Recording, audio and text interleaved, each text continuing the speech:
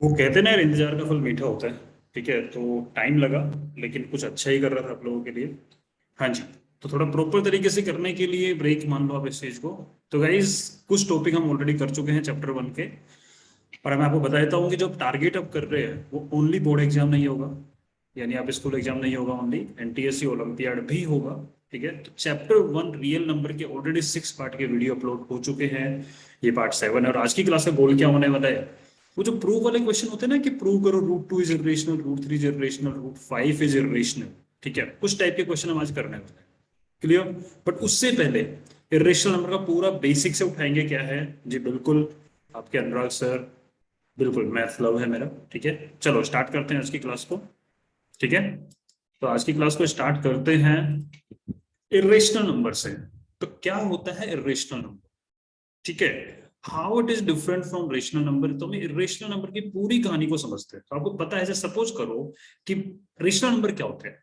ठीक है, अगर आपको रेशनल नंबर का आइडिया है तो रेशनल नंबर इजीली कर लो। रेशनल नंबर वो नंबर जिसको अपन पी अपॉन क्यू के फॉर्मेट में लिख सकते हैं, वो नंबर कैसे होते हैं, सारे अपने रेशनल नंबर होते हैं। तो सिंपल सी बात है, जो पी अपॉन क्यू फॉर्मेट में नहीं आएगा वो इरेशनल होगा। पहले डेफिनेशन तो ये समझ लो आप इस चीज को। ठीक है, दूसरा तरीका नहीं, पहचान करने के तरीके बोलते ना, अगर जंगल में जा रहे हो हाथी आया। ठीक है, अब हाथी कैसा दिखता है अगर आपने नहीं देखा पहली बार में, तो कैसा दिखता है आपको कोई बताएगा भी, बड़ा सा जानवर होता है, सूंड होती है, ये है फलाना दिखाना, वो चलता रहता है। तो सेम वे में यहाँ पे होगा, इरेशनल नंबर को पहचानना कैसे। ऐसा नंबर जो आपको पी अपन क्यू फॉर्मेट में नहीं आ सकता। सर 3 भी नहीं होता पी अपन क्यू फॉर्मेट में होने को, तो बेटा 3 को तो अपन 3/1 लिख सकते हैं, रेशनल होता है, हम ऑलरेडी डिस्कस कर चुके हैं। ठीक है, अब इस पे फोकस करो। मैंने अंडर रूट में 1 लिखा। Okay, let me change the colour, थोड़ा और अच्छा लगेगा आपको। राइट जी। तो आपने लिखा अंडर रूट में 1। अंडर रूट 1 बाहर निकल सकता है, रूट के 1 बन के आपने अंडर रूट 2 लिखा, बाहर नहीं निकल सकता। अंडर रूट 3 बाहर नहीं निकल सकता। अंडर रूट 4 की बात करें, 2 बन के बाहर निकल जाएगा। अंडर रूट 5 बाहर नहीं निकल सकता। अंडर रूट 6 बाहर नहीं निकल सकता। अंडर रूट 7 बाहर नहीं निकलेगा। अंडर रूट 8 सर बाहर निकलता तो है, लेकिन 2 रूट 2 ही बन सकता है। अब 2 रूट 2 भी कैसे बना वो भी देख लो। 4 को क्या 8 को क्या लिखोगे, 4 into 2, जिसमें 4 2 बन के बाहर आ जाता है। ठीक है, अब बात करो अंडर रूट 9 की, तो अंडर रूट 9 का मतलब होता है 3। क्लियर। तो जो 1 है ना, इसको 1/1 लिख सकते हो, ये तो हो गया रेशनल। 2 है, 2 को 2/1 लिखो, दैट इज रेशनल। 3 को 3/1 लिखो, ये रेशनल नंबर हो गया। लेकिन जो ये root 2 root 3 root 5 root 7 root 10 root 11 वाले नंबर जो है, ये रेशनल नंबर, यानी सिंपल सी बात है कि सारे जुगाड़ लगाने के बाद भी अगर कोई नंबर रूट के बाहर नहीं निकल रहा है, कुछ ना कुछ रूट वाला पार्ट बच रहा है, कुछ ना कुछ रूट वाला पार्ट बच रहा है, इस बात पर फोकस करना, वो होता है रेशनल नंबर। जैसे अगर आपको ये भी लिखते हो ना, 2 + रूट 3, तो इसमें भी रूट वाला पार्ट है जिसको खत्म नहीं कर सकते। तो ये भी क्या होगा, इरेशनल नंबर होगा। रही बात डेसिमल एक्सपेंशन के अकॉर्डिंग, अगर आप इरेशनल नंबर, ये सारे 9th वाला पार्ट है। ठीक है ना, लेकिन बेसिक कर रहे हैं अपन उस चीज को। तो क्या हो जाता है इसके अंदर, कि 9th वाला पार्ट जो आपका डेसिमल एक्सपेंशन के अकॉर्डिंग अगर अपन बात करें इस चीज की, तो जैसे आप लिखते हो 2.3। 2/3 को आपको बचपन में सिखाया गया कि आप डेसिमल को रिमूव करो, नीचे आ जाएगा 10, तो यानी आप बोल सकते हो 23/10, जो कि P/Q फॉर्मेट में है। तो ये नंबर कैसा है, रेशनल नंबर है। पर हम जानते भी है 2/3 है टर्मिनेटिंग, और टर्मिनेटिंग है तो रेशनल नंबर होगा। ठीक है, ऐसे अगर आप 4.5 की बात करो, ये भी टर्मिनेटिंग हो गया, रेशनल होगा। आपने लिखा 2.333 डॉट डॉट, यानी 3 बार बार रिपीट हो रहा है, यानी 2.3 बार, ये है नॉन टर्मिनेटिंग बट रिपीट कर रहा है, ये भी रेशनल होगा। तो इरेशनल कैसे होते हैं, जो ना तो टर्मिनेट करे ना ही रिपीट करें, जैसे कि 1.12 ले लिया, 13 ले लिया, 15 17 9 4 चले जा रहा है, कुछ पार्ट रिपीट भी नहीं दिख रहा आपको इसके अंदर। ये आपका क्या होगा, non terminating non repeating irrational number. या फिर अगर अपन बात करें, जैसे आपने लिखा 2.13 133 1 3 3 3, कोई पार्ट रिपीट नहीं कर रहा है। सर 13 कर तो रहा है, लेकिन आगे कहाँ कर रहे हैं, नहीं कर रहा ना। तो नॉन टर्मिनेटिंग रिपीटिंग में कैसा होता है, रेशनल नंबर होता है, जो मैं कैटेगरी आराम से आपको लोगों को ऑलरेडी बता चुका हूं। ठीक है, आज की बात क्या है, वो कहानी है कि अगर आपको कोई बोले इस चीज को कि प्रूव करके बताओ। ठीक है, तो कैसे डिफरेंट कैसे है रेशनल नंबर से, आपको समझ में आ गया। अगर हम इसको रूट के अकॉर्डिंग बात करें, तो रूट के बाहर नहीं निकल सकता, सीधी सी बात है। डेसिमल एक्सपेंशन के अकॉर्डिंग बात करें, नॉन टर्मिनेटिंग नॉन रिपीटिंग होगा, समझ में आ रहा है। ठीक है, तो इस तरीके से आप बता सकते हो रेशनल नंबर क्या होता है, रेशनल नंबर क्या होता है। क्लियर है वाली बात। चलो जी। तो डेसिमल एक्सपेंशन में आपको ऑलरेडी बता चुका हूँ, तो मेरी आदत खराब है, मैं टॉपिक बाद में आ रहा है, पहले एक्सप्लेन करूँ। डेसिमल एक्सपेंशन कैसा होता है रेशनल नंबर का, that is non terminating non repeating. ठीक है, आप ऑलरेडी 9th में कर चुके हो जो वाली चीज। नाउ, अब एक थ्योरम है, बड़ी काम की थ्योरम है। क्या थ्योरम आपकी बुक में दे रखी है, और मैं फिर बोलूंगा बुक की चीजों का रीडिंग किया करो। मैथ्स की बुक को भी बीच बीच में रीड करो, और उसके अंदर भी अपन को क्या करना है, थोड़ा पेंसिल लेके बैठा करो, अंडरलाइन करा करो, काम की चीजें बहुत होती हैं। ठीक है, अगर आप बुक को अच्छे से कर लोगे तो टीचर की नीड ज्यादा नहीं होगी, 70% तक तो आप खुद ही ला सकते हो बुक से। तो एक्चुअल में जो क्वेश्चन है ना आपका, कि रूट टू को आपको इरेशनल प्रूव करना है, तो पहले मैं इस अप्रोच पे बताऊंगा आपको, फिर इस थ्योरम पे आता हूँ। ठीक है, आपको प्रूव करने वाले क्वेश्चन दिया, मान लो 9th क्लास में आपको क्वेश्चन दे दिया कि प्रूव करके बताओ रूट टू एक इरेशनल नंबर है, तो 9th क्लास में इस क्वेश्चन को कैसे सोल्व किया जाता है, रूट टू का डेसिमल एक्सपेंशन निकालते हैं अपन, किस वे में, रूट टू की वैल्यू निकालते हैं और टू का अंडर रूट निकालते हैं। 8th क्लास में आप लोगों ने डिवीजन मेथड सीखा है। जैसे अगर मैं आपको बोलूं 121 का रूट क्या होगा, तो डिवीजन मेथड में क्या होता है, राइट साइड से दो दो के पेयर बनता है, तो 2 1 का एक पेयर बन गया, अकेला बच गया 1। फिर 1 बन जाए 1 लिखते थे अपन इस चीज को, फिर इनको सब्ट्रैक्ट करते 0, फिर एक साथ एक पूरा पेयर उतरता है, और ये 1 और 1 ऐड होता है जो कि बनता है 2, और जो यहाँ लिखा जाता है उसी को यहाँ लिखते हैं। फिर आप यहाँ लिखोगे 1, तो 21 1 जा 21, और 0 रिमाइंडर, तो आपका आंसर तो 11 आंसर आएगा। 121 का रूट होता भी 11 है। ये आप लोगों ने डिवीजन मेथड 11th में सीखा है, जिस सॉरी आपने सीखा 8th क्लास में। अगर फिर भी दिक्कत आ रही, दोबारा क्वेश्चन जाके कर लेना 8th की बुक उठा के। तो सेम मेथड का यूज करते हुए अगर अपन 2 के डेसिमल एक्सपेंशन की बात करें, तो 2 को लिखो 2.0000 इस तरीके से। ठीक है, राइट साइड से डेसिमल के लेफ्ट साइड जो पार्ट होता है ना, इसमें तो इधर से पेयर बनते हैं और इधर बनते हैं ऐसे ऐसे पेयर, 1 1 जा 1। ठीक है जी, सब्ट्रैक्ट होने 1 बच गया, ये 1 और 1 को ऐड करो 2, और एक साथ पूरा पेयर उतारो, डेसिमल है तो डेसिमल ऊपर ले जाओ तो 1 पॉइंट हो जाएगा। ठीक है, ये आप ऑलरेडी जानते हैं, फिर भी अपन बता लेते हैं। अब जो यहाँ लिखूंगा वो यहाँ लिखूंगा, अगर 1 लिखता हूँ 21 1 जा छोटा है 22, अगर यहाँ 2 लिखूंगा तो 22 2 जा अभी भी छोटा है, तो 2 मत लिखो। 23 3 जा 69 छोटा था, आप यहाँ लिखोगे 4, 24 4 जा 96। ठीक है, फिर बचा 4, फिर एक साथ इस पूरे पेयर को उतारो, 400 बन गया, और इस 24 और 4 को ऐड करो तो क्या बन जाएगा 28। अब जो यहाँ लिखूंगा वो यहाँ, तो आप यहाँ लिखोगे 1, तो 281 बन जा होता है 281। ठीक है, सब्ट्रैक्ट करने बच जाएगा 119, फिर आप इसको वापस उतारोगे, ऐसे ही आपका प्रोसीजर चलता जाएगा। तो आपका जो रूट टू की वैल्यू निकलेगी, ये 9th क्लास में कैसे करते हैं वो बता रहा हूँ आपको, 1.4142 ऐसे चलता जाएगा चलता जाएगा। फिर आप क्या लिखते हैं कमेंट इसमें, कि as this decimal expansion is non terminating non repeating, so root two is irrational. Difference समझना, 9th क्लास में root two root three root five को अगर इरेशनल प्रूव करने के क्वेश्चन आते थे, तो उसके अंदर कैसे किया जाता है इसको, अपन क्या करते हैं, डेसिमल एक्सपेंशन निकालते हैं इसका, डिवीजन मेथड जो क्लास 8 का टॉपिक है। ठीक है, रिकॉल करते जाओ तो कनेक्टेड सारी चीजें, उस मेथड का यूज करते हुए आप क्या करते हो, रूट टू की वैल्यू निकालते हैं, उस रूट टू की वैल्यू को बताते हैं कि नॉन टर्मिनेटिंग नॉन रिपीटिंग, इसलिए इररेशनल। ठीक है, ये मेथड है। 10th क्लास में अपन नया क्या सीखने वाले हैं, कि ये मेथड यूज नहीं करेंगे हम, हालांकि ये मेथड यूज हो सकता है। 10th क्लास में हम सीखेंगे प्रूव करने के डिफरेंट मेथड, डिफरेंट अप्रोच। ठीक है, लेकिन उससे पहले अपन को क्या देखना है, एक थ्योरम है, बड़े काम की थ्योरम है ये। ठीक है, इस थ्योरम का यूज होगा, उस क्वेश्चन को प्रूव करने में आपके क्या क्या कंसेप्ट यूज होंगे मैं बताऊंगा। ठीक है, लेकिन ये थ्योरम काम आएगी। अबे थ्योरम क्या है, पहले थ्योरम का मीनिंग समझो, फिर अपन इसको प्रूव करते हैं। थ्योरम है कि let p be a prime number, मतलब आपके पास में एक प्राइम नंबर है पी, मान लेते हैं कि पी की वैल्यू क्या हो सकती है, प्राइम नंबर 2 भी हो सकता है, P3 भी हो सकता है, P5 भी हो सकता है, P7 भी हो सकता है, P11 भी हो सकता है, P कुछ भी हो सकता है प्राइम नंबर।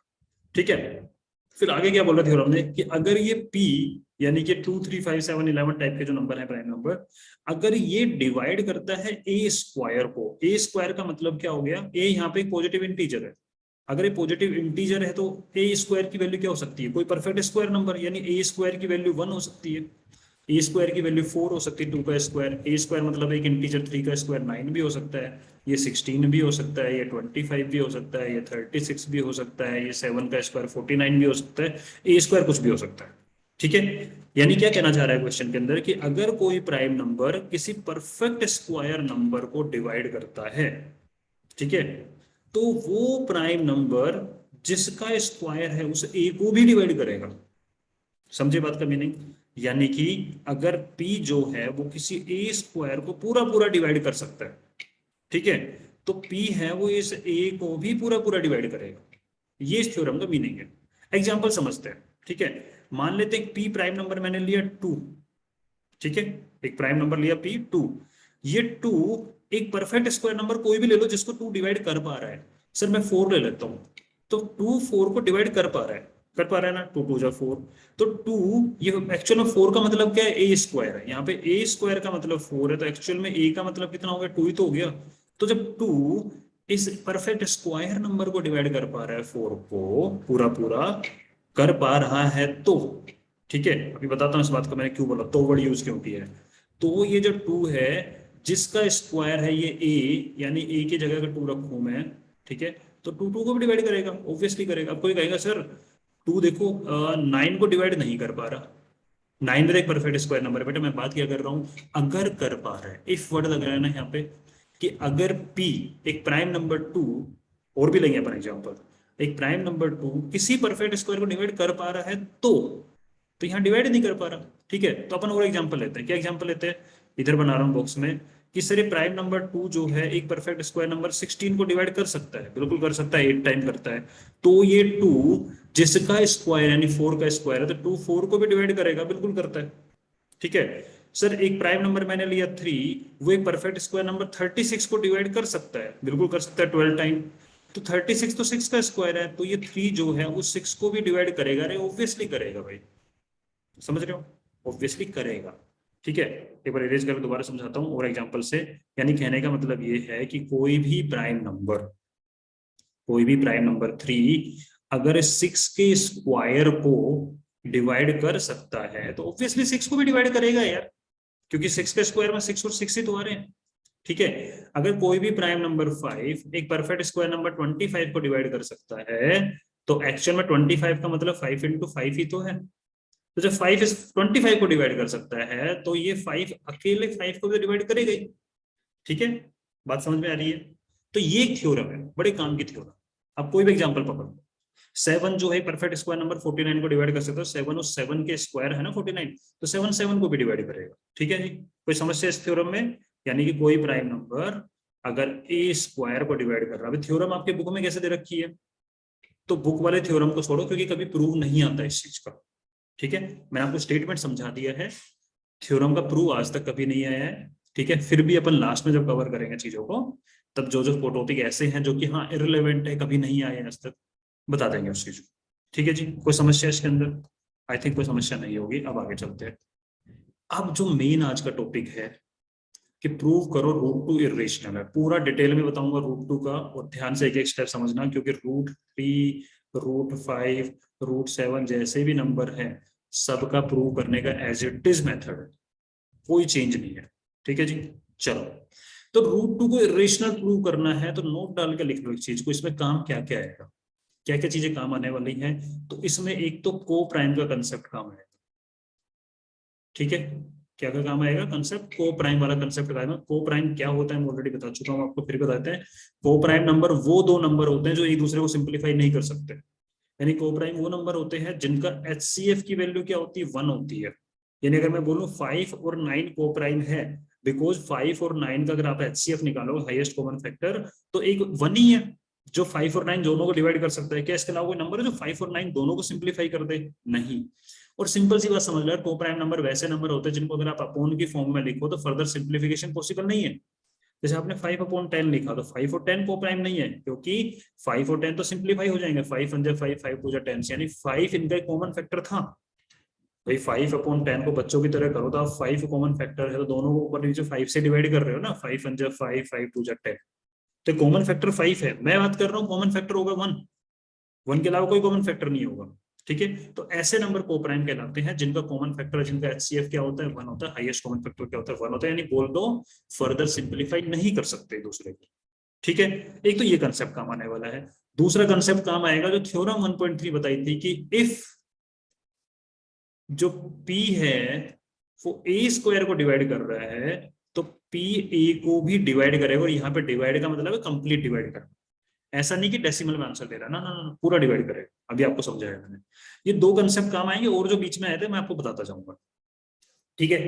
अब बात करते हैं रूट 2 को इरेशनल प्रूव करना कैसे होता है, बड़ा इंपॉर्टेंट है, ठीक है। तो रूट 2 को इरेशनल अगर आपको प्रूव करना है, तो अपन ना एक चीज सीखो यार, ठीक है। क्या मेथड क्या है, मेथड समझना, ये थोड़ा उल्टा मेथड है। उल्टा मेथड का मतलब क्या है, कि इसमें डायरेक्टली नहीं बोलेगा कि रूट 2 इरेशनल लेके चलेंगे अपन ना, इसमें आपको बोलेगा, देखो ध्यान से सुनो, कि मान लो कहीं पे जाने के आपके पास में दो रास्ते हैं, एक रास्ता है ए, एक रास्ता है बी। क्या तो आप इसमें घुस जाओ, क्या आप इसमें घुस जाओ, ए और बी। ठीक है। अगर मान लो मैं आपको सीधा सीधा बता दूं कि भाई ए वाला रास्ता अच्छा रास्ता है, इससे चले जाओगे पूरा आपका काम बन जाएगा। एक तरीका तो ये है मुझे आपको सही रास्ता बताने का कि आप इस वाले हाथ के अंदर जाओ, यहाँ से एंटर करो, हैरी पॉटर वाली मूवी की तरह टक्कर मारो, अंदर घुस जाओ, ये रास्ता सही जा रहा है। दूसरा तरीका क्या है कि मैं आपको बोलूं या आप कहो नहीं नहीं नहीं ये रास्ता अच्छा है, और आप इसमें घुस गए, और घुसने के बाद पता लग रहा है कि ये गलत है, तो आपको समझ में आ गया कि कौन सा अच्छा होगा, पहले वाला अच्छा होगा। यानी कहने का मतलब क्या है, किसी चीज को सही बताने के दो तरीके होते हैं।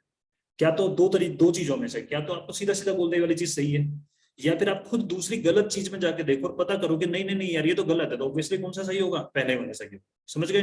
तो यहाँ पे क्या होगा, रूट टू को इरेशनल प्रूव करने के लिए जरा से समझ लेना। सबसे पहले हम रूट टू को मानेंगे कि ये रेशनल है। क्या है ये, रेशनल नंबर है। जब हम इसको मानेंगे रेशनल है, तो रेशनल के अकॉर्डिंग चलना चालू कर देंगे हम आगे, और बाद में जाके पता लगेगा भाई ये तो रेशनल नहीं है। तो जब रेशनल नहीं होगा तो ओनली ऑप्शन क्या चॉइस बच गया, इररेशनल। बात समझ में आ रही है। यानी हम जो कुछ अज्यूम करेंगे स्टार्टिंग में, ध्यान से सुन लेना, हमें स्टार्टिंग में जो कुछ अज्यूम करेंगे उस चीज को खुद ही रॉन्ग प्रूव करेंगे, और जब खुद ही रॉन्ग प्रूव करेंगे तो बचा क्या, इरेशनल बच गया। क्योंकि नंबर दो तरीके के तो होते हैं यार, रियल नंबर, क्या तो रेशनल होता है या इरेशनल होता है। ठीक है। तो अपन सबसे पहले क्या करेंगे, यानी आपके जो रियल नंबर होते हैं आप लोग जानते हो दो ही तरीके तो होते हैं, क्या तो नंबर रेशनल होगा या फिर नंबर इरेशनल होगा। आपने माना रेशनल है और बाद में जाके पता लगा भाई रेशनल तो नहीं है, आप अज्यूम कर रहे हो। ठीक है। तो ऑब्वियसली क्या होगा, इरेशनल होगा। समझ गए। कोई कहेगा सर ये वाला मेथड यूज क्यों करते, बेटा डेसिमल वाला मेथड भी है, लेकिन ये मेथड यूज क्यों कर रहे हैं, कॉन्ट्राडिक्शन वाला मेथड है ये, हम खुद की बात को ही रॉन्ग प्रूव कर रहे हैं। मेथड है, सीखो आराम से, बहुत इजी मेथड। बात समझ में आ रही है। तरीका क्या होगा, क्लियर हो गया। रेशनल अज्यूम करेंगे, रेशनल की प्रॉपर्टी लगाएंगे, रेशनल की प्रॉपर्टी लगाते लगाते बाद में पता लगेगा अरे भाई रेशनल तो है ही नहीं। तो क्या होगा, यार ये हम तो गलत रास्ते पे चले थे, तो सही रास्ता क्या था, बोले इरेशनल। मेथड समझ में आया। चलो अब इसका स्टेप बाय स्टेप लिखना देख लो। ठीक है। तो स्टेप वाइज स्टेप समझा रहा हूं पूरा, तो ध्यान से सुनना। सबसे पहले ज्यूम करोगे लेट, साथ साथ लिख भी लो, लेट रूट टू इज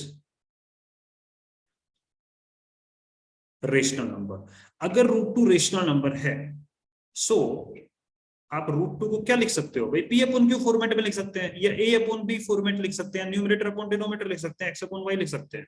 तो हमने माना है कि रूट टू रेशनल है, आप और खुश भी हो गए, रूट टू रेशनल है। तो अगर रूट टू रेशनल है तो ए अपॉन बी फॉर्मेट में भी आ सकता है, और अगर ए अपॉन बी फॉर्मेट में आएगा तो हम सिंप्लीफाइड फॉर्म में लिखेंगे ए अपॉन बी। यानी अगर आपको ए अपॉन बी मतलब 5/10 इस टाइप का नहीं, सिंप्लीफाई करके लिखना है, इसका मतलब here a and b are coprime. यहाँ पे ए और बी को प्राइम है, सिंप्लीफाइड फॉर्म में है, and a and b are integers. दो चीजें मान ली अपन ने। देखो हमने गलत रास्ते पे कदम बढ़ा दिए, गलत रास्ते पे कदम बढ़ा दिए हैं कि रूट टू है रेशनल। अब रूट टू रेशनल, तो रेशनल की कुछ प्रॉपर्टी खेलेगी, बाद में जाके पता लगेगा। अरे और एक बात हिंट दे दूं आपको मैं, पता है क्या चीज पता लगेगी अपन को, बाद में जाके ये पता लगेगा कि को प्राइम नहीं है। और जैसे अपन को पता लगेगा ए और बी को प्राइम नहीं है, मतलब आप तो झूठ बोल रहे थे, क्योंकि आपने तो माना है। क्योंकि जब कभी भी आप ए अपॉन बी फॉर्मेट लिखोगे तो ऑब्वियसली ए और बी क्या होंगे, को प्राइम होंगे सिंप्लीफाइड फॉर्म में। ठीक है। मैंने आपको हिंट दे दिया है। यहाँ तक कोई दिक्कत फर्स्ट स्टेप में, कि let root two rational number assume किया, इसका मतलब रूट टू को इस फॉर्मेट में लिख सकते हैं। अब इस फॉर्मेट में लिख सकते हैं, अब अपन क्या कर रहे हैं, दोनों साइड का स्क्वायर कर रहे हैं। तो स्क्वायर बोथ साइड्स, दोनों साइड का स्क्वायर करोगे तो भाई रूट टू का स्क्वायर तो बन जाएगा 2, और इसका ये हो जाएगा ए स्क्वायर, और नीचे हो जाएगा बी स्क्वायर। अब मैं क्रॉस मल्टीप्लाई कर रहा हूं, तो क्या कर रहा हूं मैं इस चीज को, मैं बी स्क्वायर को ले जा रहा हूं उधर, और 2 को ला रहा हूं नीचे, ला सकता हूँ, शिफ्टिंग कर दो कोई प्रॉब्लम नहीं है। बी स्क्वायर ऊपर चला गया, 2 नीचे आ गया इसके। अगर बी स्क्वायर इक्वल टू हो रहा है ए स्क्वायर बाई 2, अब अपनी वो थ्योरम काम आएगी, कौन सी, एक प्राइम नंबर, ये 2 एक प्राइम नंबर है, बताओ है कि नहीं। देखो फर्स्ट क्वेश्चन है, सारे डिटेल लिखेंगे। ठीक है। ये 2 प्राइम नंबर है कि नहीं है, बिल्कुल है। ये 2 प्राइम नंबर ए स्क्वायर को डिवाइड कर रहा है कि नहीं कर रहा है, सर लिख तो रखा है आपने ए स्क्वायर अपॉन 2, लेकिन हमें क्या पता कि 2 इसको पूरा पूरा डिवाइड कर रहा है कि नहीं कर रहा है। तो बेटा इधर ध्यान दो, ए स्क्वायर अपॉन 2 की वैल्यू क्या आ रही है, बोला जी बी स्क्वायर। बी क्या माना आपने, एक इंटीजर, और इंटीजर का स्क्वायर क्या होता है, इंटीजर। मतलब ए स्क्वायर अपॉन 2 की वैल्यू हो सकता है 1 हो सकता है 2 हो सकता है 3 हो सकता है 4 हो सकता है 5 हो, मतलब टू एक तरीके से स्क्वायर कंप्लीटली डिवाइड कर रहे हैं ना। पहला क्वेश्चन है, सिर्फ स्टेप पे ध्यान देना। पहले क्वेश्चन में ये उम्मीद मत रखना कि आपको सारे स्टेप याद हो जाएंगे। पहले क्वेश्चन सिर्फ ये देखो कि आपको हर स्टेप क्लियर होना चाहिए। याद तो अपन √3 √5 टाइप पे कर लेंगे, ठीक है। तो क्या हो रहा है भाई यहाँ तक, तो जिस क्या किया दोबारा देखो, √2 को रेशनल माना, √2 को अपन बी फॉर्मेट लिख सकते हैं जहाँ पे ए और बी को प्राइम है और एक इंटीजर है। दोनों साइड का स्क्वायर करा, बी स्क्वायर को ऊपर ले गया, नीचे लेके आ गया 2 को, तो A square upon 2 equal to B square है। मतलब 2 एक प्राइम नंबर ए स्क्वायर को डिवाइड कर रहा है, पूरा पूरा डिवाइड कर रहा है। तो अब आप लिखोगे कि as we know that when a prime number, पूरी डेफिनेशन लिख देना, when a prime number divide, लिख दो खुद से, prime number divide a square then it divide a also. इसका मतलब आप लिख सकते हो, कंक्लूजन निकाल सकते हो यहाँ से। क्या कंक्लूजन लिखोगे कि as a square is divisible by 2 so A is also divisible by 2। मतलब ए भी 2 से डिविजिबल होगा। सीधी सी बात है यार, एक प्राइम नंबर 2 अगर ए स्क्वायर को डिवाइड कर पा रहा है तो वही प्राइम नंबर 2 ए को भी डिवाइड कर पाएगा। यहां तक किसी को समस्या? ठीक है, अपन यूज कर रहे हैं। पहला क्वेश्चन है, उम्मीदें ज्यादा मत रखो खुद से, समझ लो बस, ठीक है। नाउ इसको डिवाइड कर पाएगा, इसका मतलब अगर a को 2 पूरा पूरा डिवाइड कर पाएगा तो उसकी वैल्यू कुछ इंटीजर रहेगी, और मैंने मान लिया so let a/2 equal to c। यानी कि जब a को 2 डिवाइड करेगा तो कुछ जो इंटीजर वैल्यू आएगी c होगी। हेयर c इज इंटीजर, ठीक है। इसका मैं क्रॉस मल्टीप्लाई कर रहा हूं, इसका मतलब a इक्वल टू क्या हो गया आपका 2c हो गया। पहला क्वेश्चन है, ये गेपर चेपर होगा आराम से क्योंकि अपन चीजों को समझ रहे हैं। सेकंड क्वेश्चन से सिस्टमेटिक वे में लिखवा दूंगा, ठीक है। अभी आप सिर्फ समझते चलो। यहां तक किसी को समस्या, स्क्रीनशॉट ले लो या फिर नोट कर लो फटाफट पॉज करके। अब आगे चलते हैं, ठीक है जी। तो यहां से मुझे पता लग गया कि अपने लास्ट लाइन क्या थी, लास्ट लाइन ये थी कि B square is equal to A square by 2। यहां से मैंने लिखा साइड में कि A square divisible by 2 so A is divisible by 2। इसका मतलब इस a अपॉन 2 को मैंने मान लिया c, मान लिया c। तो यहाँ से a इक्वल टू हो गया 2c। और इस लाइन को जहां पर रुककर आपने थोड़ी बातचीत करी है, इसको इक्वेशन नंबर 1 नाम दो। अब वापस इक्वेशन नंबर 1 में वैल्यू पुट कर दो, तो b square is equal to हो गया भाई अपना ए स्क्वायर, ए की वैल्यू है 2c, तो हो गया 2c का स्क्वायर अपॉन 2। तो ये हो गया 4c स्क्वायर अपॉन 2, 2 से इसको काटा तो हो गया 2c स्क्वायर। अब जब बी स्क्वायर की वैल्यू 2c स्क्वायर है, ठीक है, तो यहां से क्या मैं सी स्क्वायर की वैल्यू बी स्क्वायर अपॉन 2 लिख सकता हूँ। 2 डिवाइड मल्टीप्लाई वाला डिवाइड में चला जाएगा, C square equal to B square by 2। इसका मतलब वापस वही चीज कि एक बी स्क्वायर, एक स्क्वायर नंबर, वो डिविजिबल हो रहा है एक प्राइम नंबर से, सो बी भी डिविजिबल होगा उस प्राइम नंबर से। वही थ्योरम वापस से, ठीक है। ये सबसे इंपॉर्टेंट स्टेटमेंट है दोनों। अब आप मुझे बताओ, जब a 2 से डिविजिबल हो जाता है तो क्या मैं यहाँ पे कंक्लूजन लिख सकता हूं? सो 2 इज फैक्टर ऑफ a। अगर 2 से डिविजिबल है a पूरा पूरा तो उसका फैक्टर ही है। जैसे मैं बोलूं 6 को डिवाइड कर सकता है 2, तो 6 के फैक्टर 2 और 3 होते हैं ना, तो 2 भी डिवाइड कर सकता है, 3 भी डिवाइड कर सकते हैं, यानी फैक्टर से पूरा पूरा डिवाइड होता है। तो जब 2 से पूरा पूरा डिविजिबल है तो 2 उसका फैक्टर हो गया। सिमिलरली अगर 2b को डिवाइड कर सकता है तो सो 2 is a factor of b, 2b का भी फैक्टर है। हाँ, बड़ी इंटरेस्टिंग चीज होने वाली है। और वो इंटरेस्टिंग चीज क्या है, ध्यान से देखो, तो 2 अगर a का भी फैक्टर है, 2b का भी फैक्टर है, सो 2 इज अ, भाई राइटिंग ऐसी ठीक है, common factor of a and b। अरे वाह यार, 2 तो a और b का कॉमन फैक्टर हो गया। और हम जानते हैं कि अगर a और b को प्राइम है तो कॉमन फैक्टर 1 के अलावा कुछ नहीं होना चाहिए। फिर बेटा जी ध्यान से सुन मेरी बात को, जो भी देख रहा है, पहला क्वेश्चन है, सिर्फ कंसेप्ट पे ध्यान दो, उस टाइम पे वो क्लियर होना चाहिए। यही चीजें मैं आपको 4-5 एग्जांपल कराऊंगा, बिल्कुल क्लियर होगा। तो सिर्फ सुनते जाओ, टेंशन मत लेना बिल्कुल भी, ठीक है। अगर कुछ पार्ट नहीं भी समझ में आ रहा है, रिलैक्स रहना आराम से। ठीक है। तो 2a का भी फैक्टर निकला, 2b का भी फैक्टर निकला, मतलब 2a और b का कॉमन फैक्टर हो गया। अगर a और b का कॉमन फैक्टर 2 हो गया तो a और b तो अपन को प्राइम हो ही नहीं सकते, क्योंकि को प्राइम क्या होता है, जिनका HCF क्या होता है, जिनका हाईएस्ट कॉमन फैक्टर क्या होता है 1, यहाँ तो 1 से बढ़ के 2 मिल गया अपन को। बस यही कहानी है। तो इसका मतलब इरेज कर रहा हूं इसको, ठीक है। इसका मतलब so a and b are not coprime. अरे यार ए और बी को प्राइम नहीं, हमारी सारी स्टोरी जो हमने स्टार्ट किया था इसी के भरोसे तो चले थे आगे, जिसको रेशनल है, रेशनल ए अपॉन बी फॉर्मेट में लिख सकते हैं, ए और बी को प्राइम है, सारी कहानी तो वहां चल हुई थी। और बाद में जाकर पता लगता है कि ए और बी को प्राइम नहीं है, धोखा कर दिया आपके साथ में। हेंस, अब लिखो आप आराम से खुद ही, हेंस आवर अजम्पशन जो हमने अज्यूम किया था वो रॉन्ग थी, hence our assumption was wrong, so √2 is not a rational number, √2 is irrational. मोटा मोटा आपको समझ में आ गया होगा, ठीक है। मैं दोबारा ब्रीफ दे रहा हूं क्योंकि इंपॉर्टेंट क्वेश्चन है, ठीक है जी। अब सुनो ध्यान से, कहानी क्या है। कहानी ये है कि √2 को माना गया रेशनल, मतलब a अपॉन बी फॉर्मेट में लिख सकते हैं, जहां पे a और b का को प्राइम होना जरूरी है, मतलब इनका हाईएस्ट कॉमन फैक्टर 1 ही आना जरूरी है, ठीक है। फिर अपन दोनों साइड का स्क्वायर करते हैं, जब दोनों साइड का स्क्वायर करते हैं और क्रॉस मल्टीप्लाई करके अपन b² equal to a² upon 2 का फॉर्मेट लेके आते हैं। क्यों लेके आते हैं? ताकि मैं थ्योरम यूज कर सकूं। तो 2 एक प्राइम नंबर 2a के स्क्वायर को डिवाइड कर पा रहा है, इसका मतलब ये 2a को भी डिवाइड कर पाएगा। जब 2a को डिवाइड कर पाएगा मतलब a का एक फैक्टर 1 तो था ही, 1 तो सबका होता है, a का एक फैक्टर 2 भी निकल गया, ठीक है। अब a/2 को मैंने मान लिया c, और यहाँ से a इक्वल टू हो जाता है अपना 2c, इस a इक्वल टू 2c को उठा के वापस इसमें रखोगे तो b² इक्वल टू आपका आएगा 4c² upon 2, that is 2c। इसका ध्यान से देखो, पहले अपन को ये फॉर्मेट मिला था b² इक्वल टू a²/2, जिससे मुझे पता लगा था कि 2a का फैक्टर है। अब इसी फॉर्मेट को अपन को दोबारा बनाना पड़ता है, जो कि ऐसे बनता है b² अपॉन 2। बना कि नहीं बना? सेम वे में लिखना होता है, प्रोसीजर है इसका, ठीक है।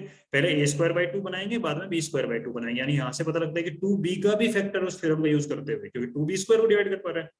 यार 2 तो जो है ना बड़ा कलाकार आदमी है, तो यानी b का फैक्टर भी क्या निकला, 1 तो था, 2 भी निकला, यानी HCF 1 नहीं है और b का क्या है, 2 है, ठीक है। इसका मतलब दोनों आपस में को प्राइम नहीं है। जब दोनों को प्राइम नहीं है मतलब आपका स्टार्टिंग वाली चीज ही गलत हो गई, इसका मतलब √2 क्या हो गया, इर्रेशनल नंबर, ठीक है।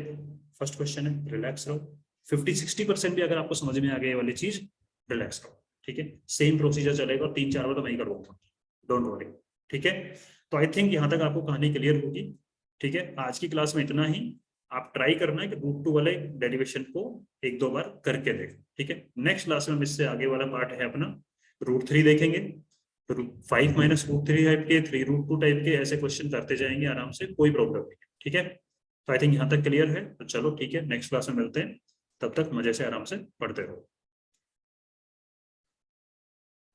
ओके। तो ढंग से पढ़ते रहना।